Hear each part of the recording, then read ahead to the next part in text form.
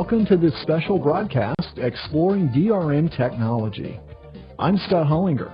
We're here to share how KTWR is going to change the way you listen to shortwave radio. Our new transmitters use digital radio mondial technology, or DRM for short. DRM provides a strong, clear signal so you can enjoy the broadcasts of KTWR. First step to missions is that you have a global heart. The rest works itself out. Welcome to Air Jaren. This broadcast is produced by Global Radio Ministries and Jaren Ministries International. The teaching series we are in is the New Testament book of Colossians. Today's message is titled, The Life-Changing Impact of the Gospel, Part 2, Continued. Our passage today is Colossians 1, 7-8. Isaiah 6, verse 8.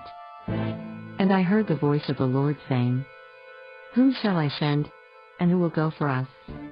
Then I said, Here I am. Send me.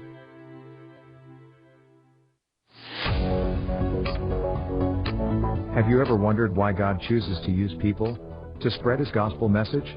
Imperfect individuals, like you and me? It has been said that the church is God's plan A, and there is no plan B. In last week's program, Dr. Cece examined the nature, breadth, and effect of the gospel in Colossians 1, 5-6. That it is the only word of truth, growing throughout the entire world, and changing hearts and lives. We resume Dr. Cece's message as he discusses the messengers of the gospel. And that's what's so miraculous about what Paul says in chapter 1, verse 7 through 8, as he talks about the messengers of the gospel. He says, just as you learned it from Epaphras, our beloved fellow bondservant, who is the faithful servant of Christ on our behalf, and he also informed us of your love in the Spirit. And so here's Saul of Tarsus, who is led to the Lord through a dramatic personal encounter with Christ. Then he is involved with encouraging Epaphras, who he calls a fellow bondservant and faithful servant of Christ. And we're going to talk more about him when we get to chapter 4. But faithful Epaphras, in turn, preaches the gospel to the people in his hometown of Colossae.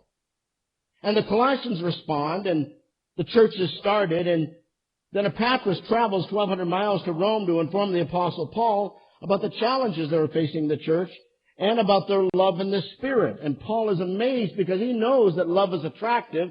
By this shall all men know you're my disciples, if you have what?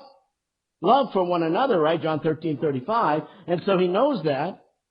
So he starts telling people, passing the baton and telling people about the love of the Colossians as the example that it is a fruit-bearing